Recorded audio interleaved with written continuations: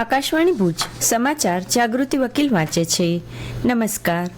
ભારતના orbital rocket વિક્રમ 1ને આંધ્રપ્રદેશના શ્રીહરિકોટામાં સતીશ ધવન અવકાશ સેન્ટરથી હૈદરાબાદ સ્થિત ખાનગી કંપની સ્કાયરૂટ એરોસ્પેસ દ્વારા ગઈકાલે સફળતાપૂર્વક પ્રક્ષેપિત કરવામાં આવ્યું. અવકાશમાં ભારતે રચેલા ઇતિહાસ માટે પ્રધાનમંત્રી નરેન્દ્ર મોદીએ સમગ્ર ટીમને અભિનંદન આપતા જણાવ્યું કે આ ઐતિહાસિક સિદ્ધિ દેશના યુવાનોને આગળ આવવા અને નવીનતામાં યોગદાન આપવા માટે પ્રેરણા આપશે. આ ઐતિહાસિક મિશન સફળતાપૂર્વક પાર પાડનાર સ્કાયરૂટ એરોસ્પેસની ટીમનો ચાવીરૂપ સભ્ય કચ્છના મૂળ માંડવી તાલુકાના ગઢસીસા ગામના યુવાન પ્રતીક વસંત દેઢિયા છે.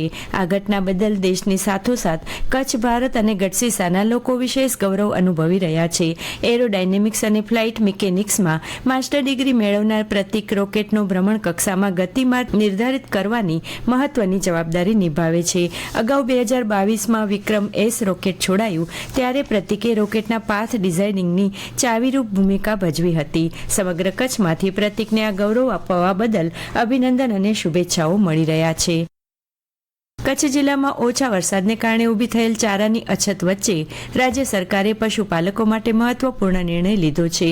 મુખ્યમંત્રી ભૂપેન્દ્ર પટેલના માર્ગદર્શન હેઠળ કચ્છના પશુપાલકોને રાહત દરે સૂકા ઘાસનું વિતરણ કરવાની મંજૂરી આપવામાં આવી છે.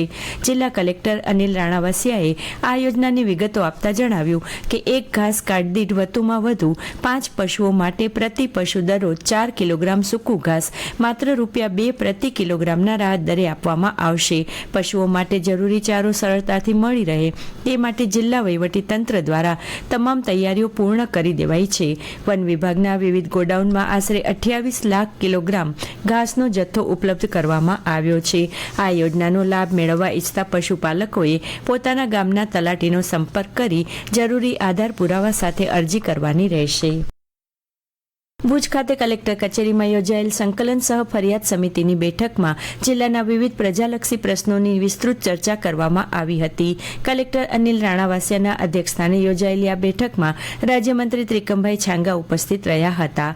કલેક્ટરે તમામ પ્રશ્નોના સમયબદ્ધ અને અસરકારક ઉકેલ માટે સંબંધિત વિભાગોના અધિકારીઓને પરસ્પર સંકલન સાથે કામગીરી કરવાની સ્પષ્ટ સૂચના આપી હતી. ગુજરાત રાજ્ય કાનૂની સેવા સત્તામંડળ અમદાવાદની સૂચના અને ગુજરાત હાઈકોર્ટના મુખ્ય ન્યાયમૂર્તિના માર્ગદર્શન હેઠળ મુખ્ય જિલ્લા ન્યાયાધીશ દિલીપ મૈડાની રાહબરીમાં કચ્છની તમામ અદાલતોમાં ચેક બાઉન્સના કેસો માટે લોક અદાલત યોજાઈ હતી. જેમાં મુકાયેલા 294 કેસ પૈકી 234 કેસનો નિકાલ કરાયો હતો. આ કેસોમાં સમાધાન થતાં કુલ ₹5.92 કરોડના એવોર્ડ કરાયા હોવાનું જિલ્લા કાનૂની સેવા સત્તામંડળ દ્વારા જણાવાયું હતું. આ વિશેષ લોક અદાલત ના માધ્યમથી પક્ષકારોને લાંબી કોર્ટ કાર્યવાહી, સમય અને ખર્ચમાંથી રાહત મળી હતી તેમજ પરસ્પર સમાધાન દ્વારા વિવાદોનો અંત આવ્યો હતો. ક્રિકેટ. ભારત અને ઇંગ્લેન્ડ વચ્ચેની ત્રીજી અને અંતિમ વનડે મેચમાં આજે લંડનના લોર્ડ્સ મેદાન ખાતે ભારતીય સમય મુજબ બપોરે 3:30 વાગ્યે શરૂ થશે. 3 મેચની શ્રેણીની એક મેચ જીતી બંને ટીમે શ્રેણી સરભર કરી છે. તેથી શ્રેણી જીતવા માટે બંને ટીમો વચ્ચે મેચ નિર્ણાયક બની રહેશે એવું માનવામાં આવે છે.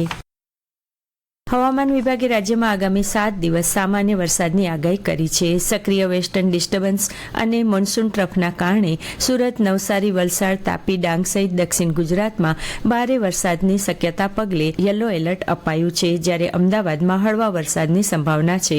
ખરાબ હવામાનને લીધે માછીમારોને દરિયો ન ખેડવા સૂચના અપાઈ છે. ચાલુ સિઝનમાં રાજ્યમાં સરેરાશ 32% ઓછો વરસાદ નોંધાયો છે. દરમિયાન કચ્છ જિલ્લામાં મોટાભાગે વરસાદ ખેંચાતા આકાશમાં વાદળોની આવન જાવન વચ્ચે હવામાં ઉકળાટ અને ભેજને કારણે જનજીવન ગરમીથી ત્રસ્ત બન્યું હતું. ભારતીય સિનેમાના સૌથી પ્રતિષ્ઠિત એવા 72માં નેશનલ ફિલ્મ એવોર્ડ્સની જાહેરાત દિલ્હી ખાતે કરવામાં આવી. આ વર્ષે ગુજરાતી સિનેમા માટે જાણીતા ફિલ્મ નિર્દેશક અભિષેક જૈનની ફિલ્મ મારણને બેસ્ટ ગુજરાતી ફિલ્મનો રાષ્ટ્રીય પુરસ્કાર મળ્યો છે. આ જાહેરાત થતાં સમગ્ર ડોલીવુડ અને સિનેપ્રેમીઓમાં ખુશીનો માહોલ છવાયો છે. આ પુરસ્કાર દર્શાવે છે કે ગુજરાતી સિનેમા કન્ટેન્ટ અને કળાની દ્રષ્ટિએ રાષ્ટ્રીય સ્તરે પોતાની મજબૂત ઓળખ બનાવી રહ્યું છે. ભારતમાં આજે બેંક રાષ્ટ્રીયકરણ દિવસ તરીકે ઉજવવામાં આવે છે. 1969માં આ દિવસે તત્કાલીન વડાપ્રધાન ઇન્દિરા ગાંધીએ દેશની 14 મોટી ખાનગી બેંકોનું રાષ્ટ્રીયકરણ કર્યું હતું. અને આ સાથે આ સમાચાર બુલેટિન પૂરું થયું. નમસ્કાર.